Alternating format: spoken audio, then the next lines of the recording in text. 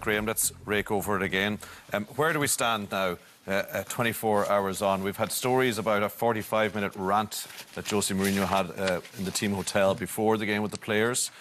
We've had what happened on the pitch. We've had the team arriving late. We've had all sorts of things. The huddle, the programme notes about losing with dignity, etc., etc. What's your take? It's all the police's fault. Yeah. What's your take on the whole thing? Well, none of it is good news. None of it's suggesting the situation is going to get any better. I mean, there's so much to talk about with Man United. I don't want to come back to the most important thing. The manager's job is to get the most out of the group of players he's got. And he is responsible for a number of those players being there. He spent a hell of a lot of money. And I don't think Man United are moving forward under this manager. Simple as. He is not getting the best out of this group of players. And I'm never comfortable talking about managers losing their jobs because I've been in that situation. It's not nice for him or his family. But I think the reality is, with Jose in charge at Man United, I don't think they're going to get anywhere near where every Man United supporters feel they should be, which is challenging for this competition, challenging for the Premier League, and playing a brand of football which is synonymous with Man United. It gets you on the edge of your seat.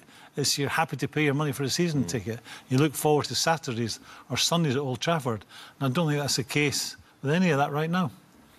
There has been a suggestion made that he knows the time is up and that he's positioning it in terms of trying to blame the players and the board for what happened during the summer and is almost working an exit strategy. Brian, what's your take on it? I wouldn't accept that. There's an embarrassment for any manager who loses his job.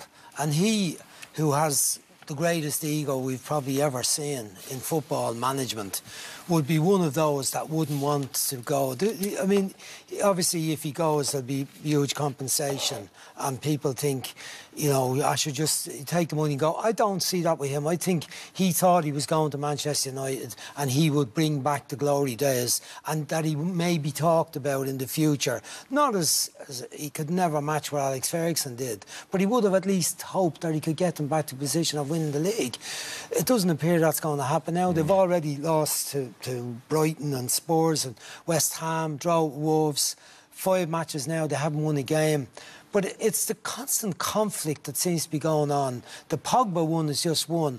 But his abuse of some of the players and his calling out of players publicly in the past has led to a situation where it's hard to have sympathy for him, because it's often up until now seemed to be about him. It was the trophies he won, not the trophies the team won. Now he has started to talk about some of the staff, that when we lose, it's everyone. It's the staff, it's the kit man, it's everybody. And he seems to be sharing the blame. He didn't share the glory when he was winning.